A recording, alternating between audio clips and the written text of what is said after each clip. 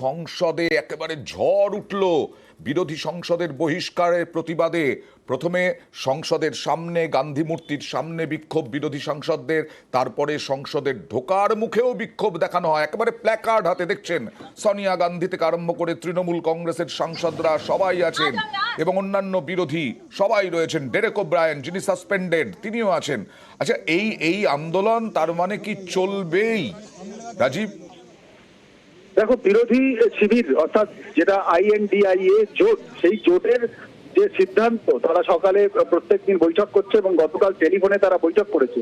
টেলিফোনে আলোচনা করার পর তারা সিদ্ধান্ত করেছে যে লোকসভায় যে সাংসদদের সাসপেন্ড করা হয়েছে তাদের বিরুদ্ধে মূল অভিযোগ তারা প্ল্যাকার্ড কেন হাতে নিয়েছেন, আর সেই অভিযোগ যদি তাদের সাসপেন্ড করা হয়, ইন্ডিয়া জোটের সাংসদরা, সব দলের সাংসদরা ঠিক করেছেন এবার থেকে যে কদিন সংসদ অধিবেশন চলবে তারা প্ল্যাকার্ড হাতেই সংসদে থাকবে। তাদের দাবি হবে আমাদের সবাইকে সাসপেন্ড করো।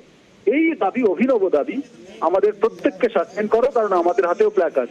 দাবি যে দাবি স্বরাষ্ট্রমন্ত্রীর প্রতিক্রিয়া এবং বিবৃতি, সেক্ষেত্রে সংসদে হামলার মতো ঘটনা ঘটলো।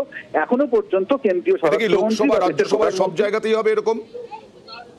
দেখো, লোকসভা এবং রাজ্যসভা দু সভাতেই হওয়ার সম্ভাবনা প্রবল। তবে রাজ্যসভাতে ডেরেক ওব্রায়েন একা যেহেতু সাসপেন্ড হয়েছেন এবং তিনি নীরব হয়ে গান্ধী মূর্তির সামনে বিক্ষোভ দেখাচ্ছেন, প্রতিবাদ জানাচ্ছেন, লোকসভাতেও কিন্তু একইভাবে দেখেছি আমরা 13 জনকে, প্রথমে 14 জন, তারপরে সংশোধন করে 13 জন হচ্ছে, 13 জনকে সাসপেন্ড করা হয়েছে। এবং এক্ষেত্রে লোকসভা এবং রাজ্যসভায় দুই কক্ষেই আগামী কদিন প্ল্যাকার্ড হাতেই সাংসদরা বিক্ষোভ দেখাবেন, এমনটাই। অবশ্যই এটাই নতুন খবর, বড় খবর যে আগামী সোমবার থেকে যখন আবার সংসদের অধিবেশন শুরু হবে তখন বিরোধীরা সবাই প্ল্যাকার্ড হাতে বিক্ষোভ দেখাবেন সংসদের ভেতরে এবং দাবি করবেন যে আমাদেরকেও সাসপেন্ড করুন, ওই শুধুমাত্র 13 জনকেও নয়। অর্থাৎ একটা অভিনব প্রতিবাদ তারা জানাবেন প্রত্যেক বিরোধী সাংসদ প্ল্যাকার্ড হাতে, কারণ কংগ্রেস সাংসদদের প্ল্যাকার্ড হাতে বিক্ষোভ দেখানোর অভিযোগেই সাসপেন্ড করা হয়েছে।